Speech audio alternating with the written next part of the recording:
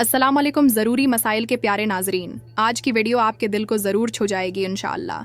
अगर वीडियो पसंद आए तो दिल से लाइक ज़रूर करें, अपने दोस्तों के साथ शेयर करें ताकि इल्म सब तक पहुँचे, और हमारे चैनल को सब्सक्राइब करना ना भूलें ताकि ऐसी ही मालूमाती वीडियोज़ आप तक बर वक्त पहुँचती रहें। तो आइए दोस्तों, चलते हैं आज की दिलचस्प वीडियो की जानिब। मियाँ बीवी का नंगे होकर सोना इस्लामी नुक्ता नज़र ओस जायज़ है। शोहर और बीवी के लिए एक दूसरे के सामने नंगा होना शरन जायज़ है। दोनों एक दूसरे का लिबास हैं, जैसा कि कुरान में फरमाया गया, हुन्ना लिबासुन लकुम व अंतुम लिबासुन लहुन्ना। अल बकरा 107 आइन। तो पर्दे का ख्याल, अगर वो तन्हाई में हों जहाँ किसी और को देखने का अमकान न हो तो नंगे होकर सोना जायज़ है, लेकिन अगर कोई दूसरा शख्स करीब हो, मिसलन बच्चे एक ही कमरे में हों, तो पर्दे का ख्याल रखना लाजिम है। 3. नबी करीम की संत। नबी करीम का तरीक़ा कार हया और पर्दे पर मबनी था।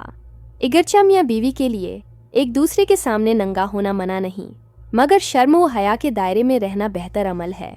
शो गसल या तहारत की हालत, अगर मियाँ बीवी मुबाशरत के बाद नंगे सोएं और अभी गसल न किया हो तो उन्हें वज़ू कर लेना चाहिए। मुकम्मल गसल न सही, लेकिन वज़ू करके सोना बेहतर है। तन्हाई में नंगे होकर सोना जायज़ है। पर्दे और शर्म व हया का ख्याल रखना अफजल है। तेगर अफराद मौजूद हों तो मुकम्मल सित्र का एहतमाम ज़रूरी है। मुबाशरत के बाद कम इज़ कम वज़ू करके सोना संत है। खिलासा सवाल जवाब, क्या नंगे होकर सोना जायज़ है? जी हाँ, अगर अकेले हों तो जायज़ है।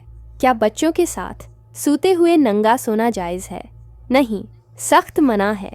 क्या हया के तकाजे बेहतर हैं?